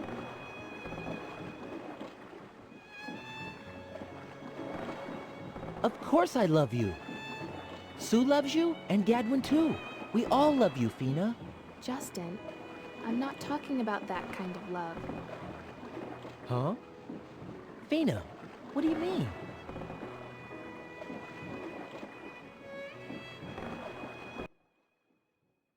Wow, that Sora comparison from earlier, it's really hitting hard here. I'd say it's fine, and Justin will start to understand his feelings soon. Until this strange girl washes up onto their boat. Oh, Justin, you dumb, romantically immature idiot. Well, time to help this random girl that Justin seems to think is so super beautiful and fight off some pirates. That's right, we're heading to Pirate Cove. Hey, where are the pirates? I only see more of these girls. Also, are they all like twins or quintuplets? Your poor mother. Oh, okay, there we go. And hey, Fina, good for you. You don't have to compete with these other girls anymore, because they're dead. And giant fish monsters. Yeah, this is a wackadoo adventure, but I love it. Too bad for Fina, though. While she's started to come to realize Justin's competence as an adventurer and is realizing that he is special to her, it's a sweet moment, and yeah, Justin ruins it, and we push the realizations of feelings until later. For now, we finally get to head into Disc 2 proper. So, where to next? We've got a whole new continent to explore. Who knows if there are even people on this continent? Oh hey, people! Ha! I never believe anything from the mouth of a broad. Oh hey. People. Complete with some casual sexism. By the way, say hello to our third party member for the rest of the game. His name is Rap. He's the leader of the Lost Boys, and his magic never gets all that good because of how long it takes to grind. Anyway, he's from another isolationist xenophobic village, a lot of those around this world. And with basically no prodding at all, we immediately head to the Tower of Doom, a place that has been wreaking havoc on Rap's village of Cafu. In fact, Rap even takes us to Old Cafu, a hellscape of monsters and filled with statues that look suspiciously like the other people of Cafu. Yet, turns out the Tower of Doom petrified all of these people and forced the survivors to escape down to New Cafu and leave many of their homes and loved ones behind. Turns out, Cafu might have a few reasons to have something against outsiders, especially ones that look like Justin and Fina. Want to know why? Because it turns out that the Tower of Doom is run by, you guessed it, the Garlisle forces. Again, in case we needed any more proof that these are the bad guys, they built something called a Tower of Doom and destroyed a nearby village with it. Like, they've been pretty benign up until now, bogarting access to the ruins, trying to kill the children that keep breaking into those ruins, and of course stealing historical and religiously significant artifacts. You know, good old British Museum stuff. I mean, who hasn't used their expansive military force for a casual colonialism or two? But once we're here at the literally murdered half a village and are continuing to operate the Tower of Doom that did it point, then we are now beyond armies do armies stuff. These aren't run-of-the-mill antagonists anymore. They're full-on villains. Not gonna lie, I like this as a way of pushing the Garlisle forces forward in the second disc. It works narratively, even if it makes them more evil. At the base of the Tower of Doom itself, we run into someone else who also seems to have something against the Garlisle forces. Up until now, Rap has told us about the Lanians, but it's in that vague foreshadowing way that sets up for an enemy faction. And boy, is this an entrance for that faction. Looks like we've got a fight on our hands. And like Gadwin before, that fight leads into a new companion, Milda. You might have remembered her from before we got into spoiler territory. This is probably my favorite character in the game, and certainly one of my favorite companions. She doesn't get any magic, but she is very strong and gets some incredible moves. That's actually something worth mentioning about Rap. Even though I didn't bother to grind up his magic up to Justin and Fina levels, his weapon moves are enough to give him a solid presence in combat. So, Milda, what's she here about? Turns out the Lanians are also upset with what the Garlisle forces are doing here, and she came to investigate. Since Justin is a the more the merrier type of guy, we let her tag along and take on the tower together. Cool. New party in tow. What do we find as we continue through the Tower of Doom? Well, mostly a bunch of army guys, but more specifically, we find the sergeants gathered around a mysterious device. Strange, it kind of looks like that black orb from the last ruins we visited. The ones that seem to have been murdering the Ikarian as she was protecting the many races of human below. Couldn't possibly mean anything. Let's sneak up on it real quick. Gotta love that Milda sneaking animation. Nice. Oh, fuck, it's fighting time. So this DBZ-ass Gaia Battler is a great evolution of bosses so far. This is one of the first times that the critical and cancel attacks really come together to keep the fight manageable. Also, this time the extra body parts can actually be destroyed and taken out of the rest of the fight, reducing the overall number of attacks the boss can do as the fight goes on. Then there's this right arm being immune to physical damage, forcing the magic-wielding characters to focus it down with spells. All fantastic. 10 out of 10. Would fight again. With that finished, though, we pick up the Gaia Sprout that remains of the Battler, and the larger plant it was protecting. Turns out the Garlisle forces have been studying this thing for unknown reasons. But progress has been going slow, and the three sergeants were struggling to get any results to show General Ball. Tensions have apparently been high, it's a powder keg in here, and we blow it the fuck up. Then we bring the Gaia Sprout back to Cafu. You know, the thing that the Garlisle forces already tried to kill us to protect, and might possibly be responsible for the petrification of old Cafu, including Rap's parents, who, by the way, we found out earlier, but it turns out Rap goes back to old Cafu most days and polishes his petrified parents, to the point that they are now formless lumps of stone.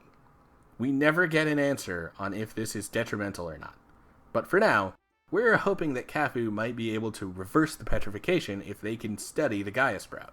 And it might have actually worked if it wasn't for the fact that the chief stops us all from entering the village, which means we have to walk the long way when the Garlisle forces attack. Who could have guessed that the army would roll in and take back their extremely important experiment? Well, I'll tell you what no one saw coming. Lean has wings! It's not like the game has been dropping hints about Lean being some kind of special and magic this entire time. It's not like every conversation about Lean has involved her being extremely important to General Ball's plans because of some special power she has. At least now we know why she's so important. So anyway, she uses her powers to flashbang us and fly away with the Gaia Sprout. Awesome, we've made basically no progress. Guess we'll head south, because Milda says that her darlin' might know something about Alan. Turns out he's a foremost expert on the ancient Angelunian civilization. What luck! That then takes us to Zilpadin, and it's at this point that I need to point out some of those interim places I've been skipping over, because from Cafu to Zilpadin are 2 of the 3 optional dungeons, and from Zilpadin to Lane, Milda's home village, is the 3rd of 3. So let's talk about the side dungeons. They're neat, and some of the most difficult content in the game. They're also a bit long. At this point in the game, I was already getting a little tired of how repetitive and grindy the combat was getting, so when the game told me this dungeon is a place to enjoy combat. It has no relationship to the progress of the story, I was already worried. That being said, the bosses at the end of these are pretty cool, and these first 2 optional dungeons offer some really powerful items that can make the rest of the game a little easier. Not a necessity to make it through, but I'm glad they're here, even if I wasn't a huge fan of the dungeons myself. I'm also bringing this up now because I never went through the 3rd dungeon. There's a lot of stuff that's super useful for grinding magic and moves in there, but I wasn't looking to hit 99 with anyone. This video already took so long to come out that I needed to upload a short to make up for my 1-week break. I really hope that I get this out in time and don't have to rewrite that section to be a 2-week break. Anyway, Zilpadin doesn't have much to speak on, since this is more of a pass-through and not a stop and chat. Although there is some interesting world building being done here, as this place seems to be home to people from several different cultures, including the owners of this hotel, the This game truly is a product of its time. So, a small stop through the city and some more tweening dungeons later, and we're finally at Lane. I know it's only been a few minutes for you guys, but at this point in the playthrough, I've had Milda with me for several hours. And every time we've done the meal options at inns, she is the star of the damn show. Like, perfect 90s style anime badass fighter chick trope. Which is to say, my first of many crushes. If you know the type, you know the type. Anyway, she's been speaking for hours about her husband, Darlin, and now we finally get to meet him. What do you think he's going to look like? Did you guess Cowman Funko Pop? Because that ain't what I was figuring. Also, love this pose. Darlin is a real man, dipping his woman properly. With all of that done, we have to do a runaround to meet the other wise men of Lane, Durlin and Dorlin. This is time for a bit of a lore dump, but it's mostly reiterating what we've already learned, essentially that the Angelonian civilization worked together with spirits, with the Icarians being a conduit between the many forms of humanity and these spirits. This is as good of a time as any to mention how the terms human, spirit, and Icarian are used in the game's lore. Humans are every humanoid creature, including the standard-looking ones like Justin and Fina, the long-eared ones like Rap, and of course the other humanoids like the tail-bearing ones back on the other side of the end of the world in Luck Village. Spirits are like a natural and mystical phenomenon of the more magical side of the world, rather than the souls of dead people. Think more yokai/kami status, rather than the underworld. Finally, the Icarians are a conduit people with humanoid forms and wings that can channel the energy of spirits from the Spirit Stone. That's how Lean can be one, even though she looks like a normal girl. Alright, lore dump over, we've run into a roadblock, as the third wise man is missing part of his head. Yep, a literal chunk of his brain is actually missing. It's in one of his horns, and we need to head to the abandoned Lane village and find it. And this is what the abandoned village looks like. Yeah, it seems this is why Milda mentioned that she had a reason to investigate the Tower of Doom, even though it's on the other side of the continent. Turns out, whatever caused the petrification in Cafu has had an even more severe effect here. Pretty fucked up, but I do love the design, for most of it. Like, these houses that warp across the dungeon and cubes that fold and unfold to reveal the path forward. It's pretty neat. Then we get to the tentacly part. Of course there has to be a tentacly part. And wait, what's that at the heart of this place? Is that another Gaia battler? I mean, I mentioned I would like to fight him again, but I didn't expect to get that so soon. Still a neat fight, but it's basically the same as before. 9 out of 10. Still fun, but not too big of a fan of repeating fights too many times. Although, it's pretty forgivable for being thematically relevant. Well, with Dorlin's horn, we can go back to him and start to get more lore dumped on us. This is where we learn that Liete isn't an Icarian, which is what Justin had been assuming before.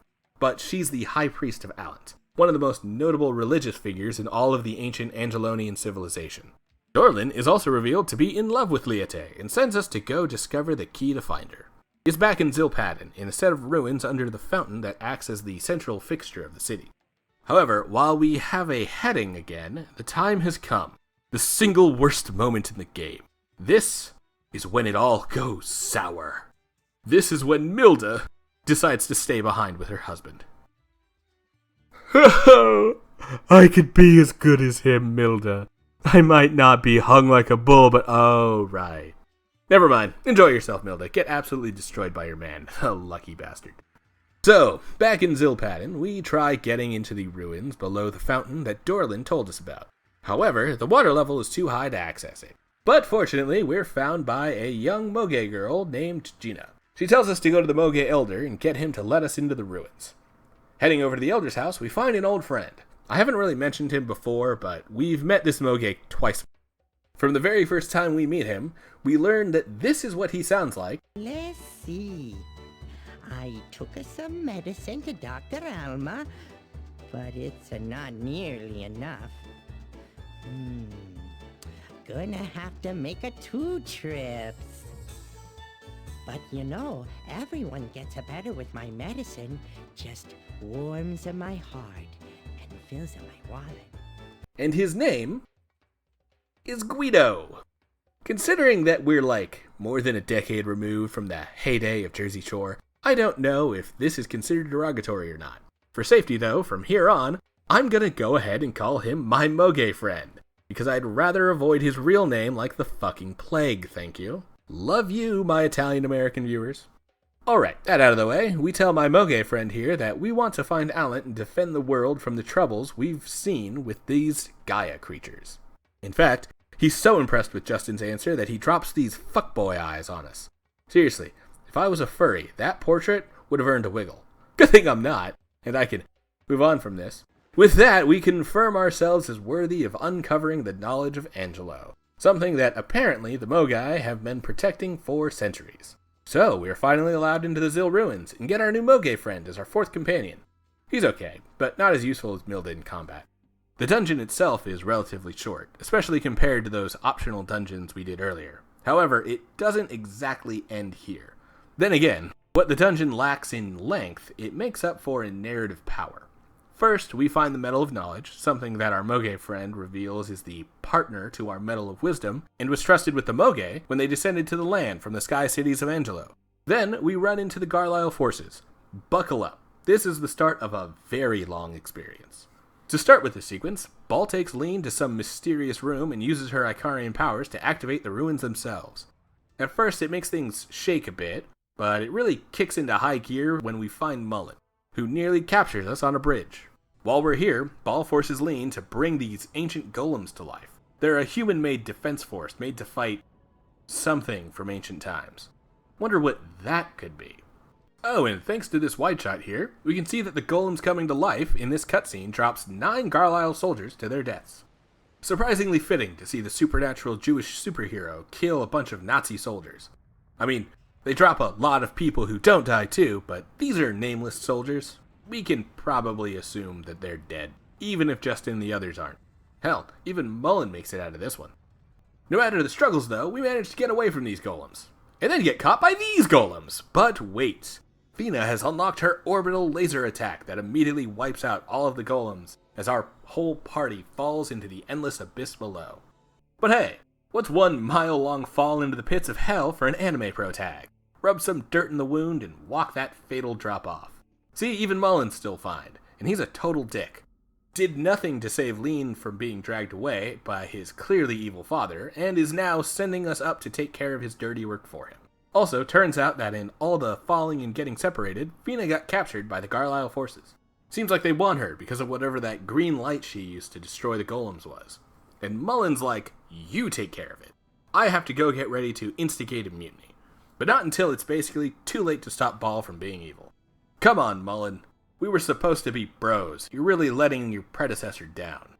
Unfortunately for Justin, he is too late to save Fina as she is dragged onto the Grandeur, the dreadnought that the Garlisle forces have been using as their mobile base of operations up until now. And the whole thing is flying away. Fortunately for Justin, our Moge friend came prepared and brought us a new friend! A flying fucking manta ray! I'm gonna name it Monty. He's Monty the Manta Ray, he flies around to save the day. He's Monty the Manta Ray, and we'll be best friends forever. Monty!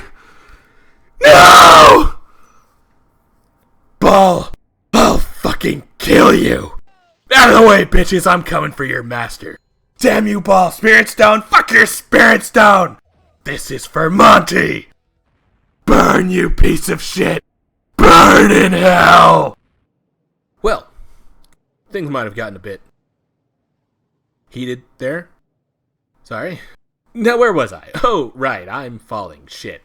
Fina, a little help? There we go, that's better. Fina's flying us to safety with her wings. Wait. Fina has wings? When did that happen? Neat. Wait, is that in the distance? Is that Monty? My boy is back! Oh, happy day! Okay, next course of action. Where are we going?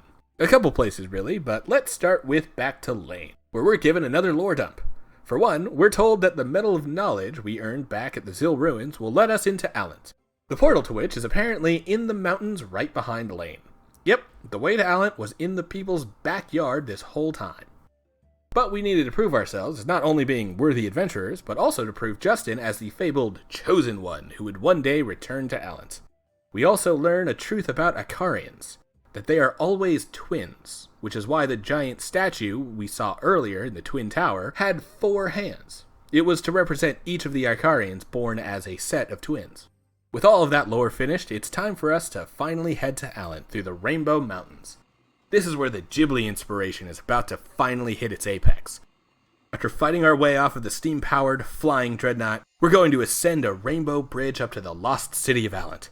It's like when Shida and Patsu made their ascent through the storm to Laputa, only to come out this terrifying experience to be greeted by the ongoing power of life, continuing to thrive in seclusion away from the destructive human hands. A beautiful garden flourishing high in the sky, tended by a single, final kindness offered to it by humanity in the form of a single friendly robot.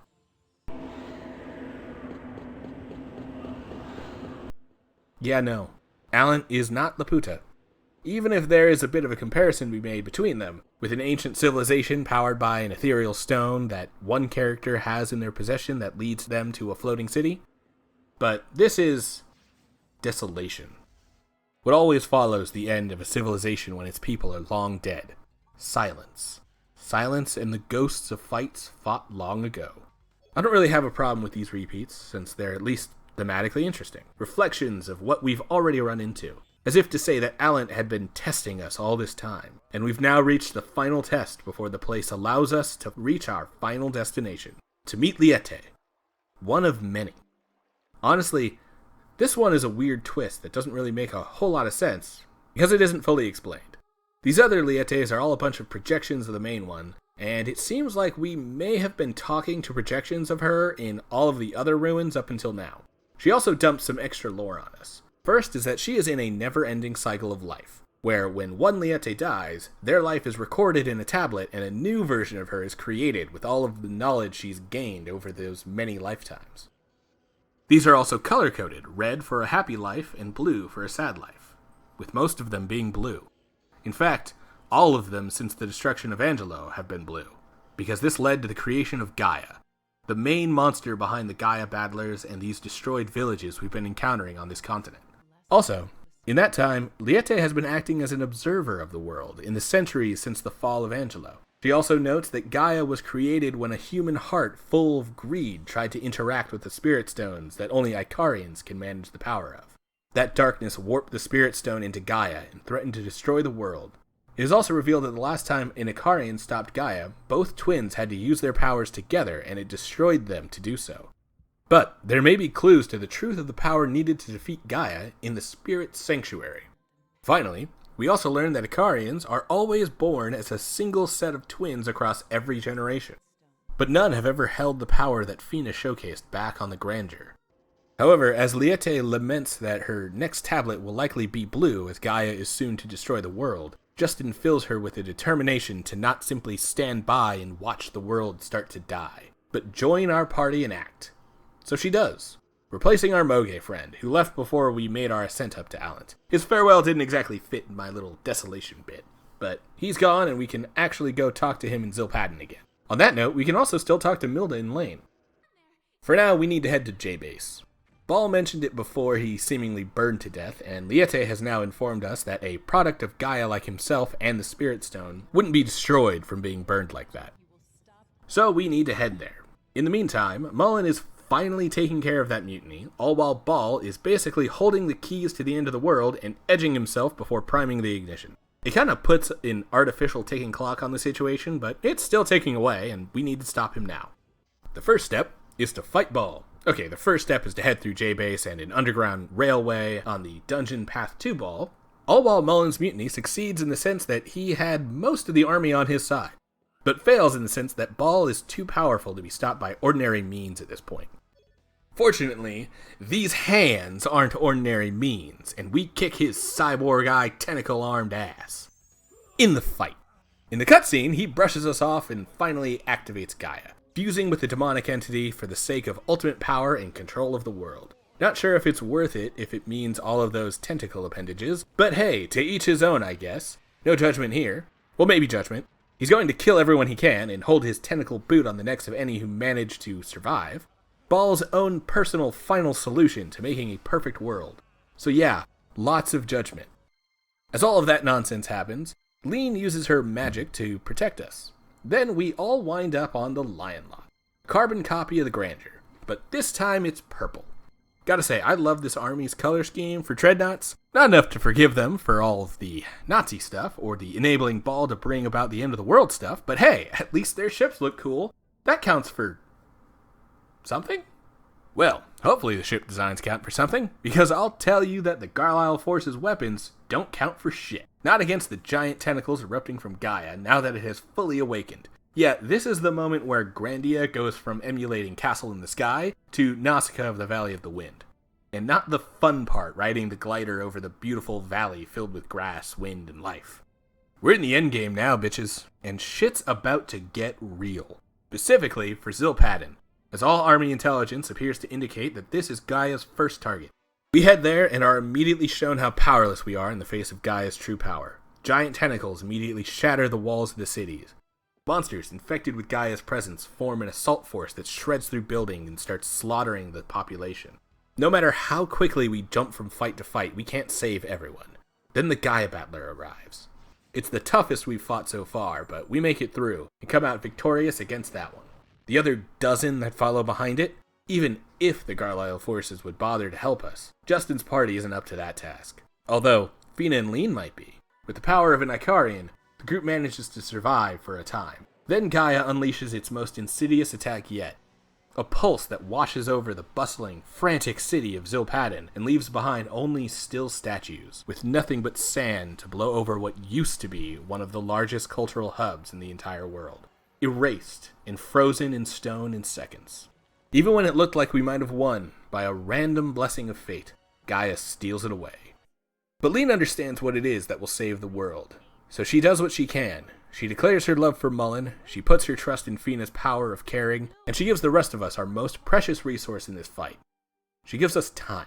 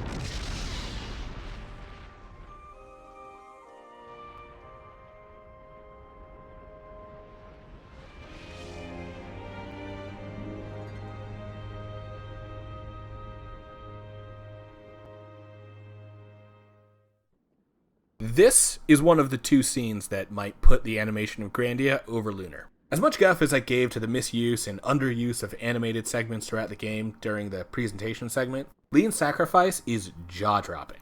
Between the cold silence that prefaces the main attack, the contrast of Lean's light blue color scheme with the harsh red machines of war she stands on, to the visceral carnage of Gaia being sundered from the inside. This is every bit as incredible as the Vane vs. Grindery or Lucia vs. Zophar. A spectacle that is one of the reasons I long to see more animated sequences like these in games, no matter how different they might be from the in-game graphics. However, while I might be celebrating the artistry at work, Justin and friends have no time to rejoice. In fact, even though Lean has now sacrificed herself to give the rest of us time, it still hasn't quite gotten dark enough to usher in the dawn.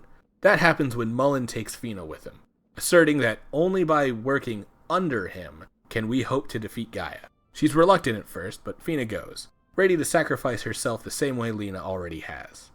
Then Rapp and Liete abandon Justin as he fails to stop her and begins to wallow in his own pity. It's a pretty dark scene. The folks Justin is closest to all kind of abandon him right at the 11th hour. Even when he goes back to Zilpadin to help the few remaining survivors to rebuild, our Moge friend tells him that he isn't needed. Then he makes it more clear that helping in Zilpadin is not where Justin is needed, because he's needed somewhere greater.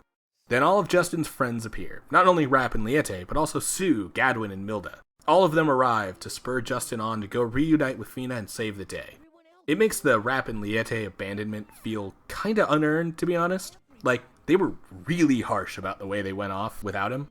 Anyway, now invigorated with the strength of his friends, Justin is able to reach out to the spirits and is granted access to the Spirit Sanctuary. You know, the place Liete mentioned back when we found her in Allant. Another dungeon and a pretty dope boss fight later. It's the same as one of the optional dungeon bosses, but this one is actually a little easier. And we get the Spirit Sword, a new weapon that should be able to destroy Spirit Stones and end this. We also get a sick cutscene where Gaia molts and props itself up on a spire in our next destination. With that, we head to the Icarian city, a convoluted maze of an area, but once we're inside, we find Mullen and Fina being attacked by a bunch of Gaia battlers. In an absolute baller move, and fantastic callback to showcase his growth, Justin uses Gadwin's Dragon Cut to kill all of the Gaia battlers at once, and prepares to take Fina to go finish the fight. Mullen, of course, being the toxic man raised by an abusive asshole he is, decides that he's the only one who can end this properly. So we kick his ass, and he finally realizes how horribly he's failed. Not only us and Fina, but also Lean in her memory. With that final narrative thread tied real nice, we head through the rest of the Icarian city, and then into Gaia itself. Yeah, this is a weird ending to the game. We're not in Gaia's castle or some lair that the creature has built. Nope, we're in the giant bug monster. Which, can I comment on the multi-layered design for a bit? For one, we've got the version that was present for the Lean sacrifice scenes, a sort of pupil state that looks suspiciously like the Ohm from Nausicaa. Honestly, I think that might be the part that makes me equate the two so much. Then there's the second form, having molted and grown wings. Gaia is a dark reflection of the Icarians, but also the unformed wing is a great indication that what Lean did has caused lasting damage. Some stellar design work on display here. Absolutely love it. Don't love having to travel up through the creature itself, though. However, once the long trek through Gaia is finished, we come upon our penultimate boss, Ball. He spouts the standard villain corrupted by an evil entity that is invading his body line, claiming to be the next step in human evolution and that he's finally been made perfect. Even when we beat him, he doesn't die right away, and actually scurries off to the core of Gaia, where it's a little unclear what happens to him. Like, I'm not sure if what we fight next has a part of Ball inside of it, or if this is purely Gaia itself. Either way, Gaia also spouts his own rhetoric. Being a mass of evil and malice birthed from the greed of a human vying for power that he was never meant to hold, Gaia assumes the worst of us, and can only recognize us as being capable of hate. Justin, good boys all over the place, and it's basically the ending conversation between Xemnas and Sora from Kingdom Hearts 2. Like, the more I go through this game, the more certain I become that Nomura also played Grandia, and at one point, pulled a lot of inspiration from it. Anyway, Ball is more of the final boss than the Gaia core is. It's actually kind of funny to watch back my footage and see all of the extra care I took to fully set up for the Gaia core fight, especially after barely making it through Ball. I even made a save state in case I died here, so I wouldn't have to get through that other fight again. And then I beat Gaia so hard that none of my characters even got below half health. Quite the victory lap. Then, finally, we take the Spirit Sword and destroy the Spirit Stone that is powering Gaia in the next room. The deed done and the villain dead, our heroes find themselves on a hill, watching the monstrous Gaia transform into a tree that rains light and life onto the world. Yggdrasil, the very tree of life that the Garlisle forces had been told they were working towards discovering. As the light falls, the petrified people of Zilpadin are returned to life, and the party celebrates their complete and total victory. And as an added bonus from the spirits, thankful to be rid of Gaia themselves, they revive Lean, who gets a final loving embrace from Mullen before the scene fades out. We're ignoring the fact that the Japanese Sega Saturn guides claim that Lean is 15 and Mullen is 23. I mean, we shouldn't, and he should be arrested, but for some fucking reason, this is the happy ending. Oh, and we also get a little epilogue with a now 18-year-old Sue heading to the pier in Parm to greet Justin and Fina as they make their first trip back to Justin's hometown. And in tow are 5 kids that look identical to their parents. We don't see Justin or Fina though, so their adult versions remain a mystery. And yeah, end of story. Happy endings all around. I said it earlier, but it's worth reiterating that I love this ending. I know it's a bit cheesy, having every single character's storyline wrapped up with a nice happy bow, but like, sometimes I want folks to be happy, you know? It doesn't fit for every story, but with how lighthearted this adventure had been right up until it started going heavy on the Gaia part of the narrative, I think it totally fits to go super light for the ending. Dark stories can be fun too, and they're often elevated as being more adult, which can lead a lot of people to interpret even more lighthearted stories as incredibly dark. But sometimes, the best case scenario is exactly what the heart needs. Welcome back, Storyiverse folks! We're back to talking non-specifics here, and it's time for me to give my full thoughts on the game, I guess. So, not to bury the lead, I thoroughly enjoyed Grandia. As much as I continue to compare it to Lunar or other similar RPGs, Grandia is a quality experience and deserves to be lifted out of the shadow of its predecessor. Is it better than Lunar? If I could trust myself to be objective, I think I'd still say no, but it's very difficult to put my own feelings for Game Arts' previous games aside.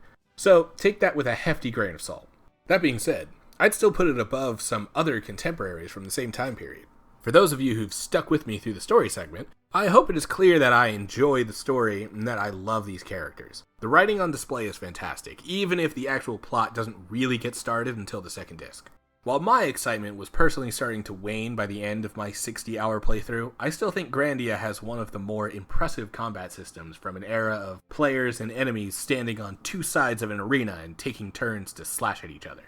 Honestly, if I wasn't trying to get this done for a video and had infinite time, I probably would have done the final secret dungeon and grinded up all of the magic before heading into the final boss. Trying to make video content adds a very specific pressure on time-demanding games, so with this format in mind, my own lack of patience is something I know I need to take into account for these longer games.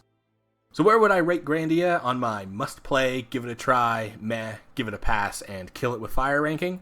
I'm a little torn, because retro RPGs are such a niche interest, but that in mind, if you're a fan of the genre, then I definitely give this a must-play.